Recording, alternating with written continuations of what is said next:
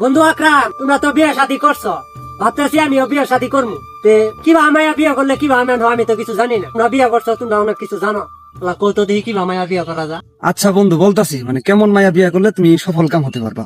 এক ঢুকে কিছু আম ছুললে গাবলার ভিতরে রাখছে, রাখা এই আমের মধ্যে মাছি পরে বারবার মাছিকে মানে ফিরে দেয় আর কি, মানে মাছকে সরাইয়া দেয়। আমওয়ালা মাছিরে নসিহত করতেছে ওয়াজের সুরে, বলতেছে বাবা মাছি আমের মধ্যে পড়বি না রে বাবা, যদি আমের মধ্যে পড়ো রে বাবা, তোর হাত ভাঙমু তোর পা ভাঙমু তোরে জেলখানার ভাত খাওয়ামু। এবার মাছি উল্টা সুর লাগাইয়া কয়, ও আমওয়ালা বাবা, আমারে যতই হাত ভাঙ্গার বই দেখাও, যতই আমারে পা ভাঙ্গার বই দেখাও, আমারে যতই জেলখানার বই দেখাও, তোমার আমের মধ্যে পড়মু। বাংলাদেশের মহিলারা যদি বেপরদায় ঘুরে, পুরুষের নজর পড়বে, এই কথা ঠিক নেবে ঠিক।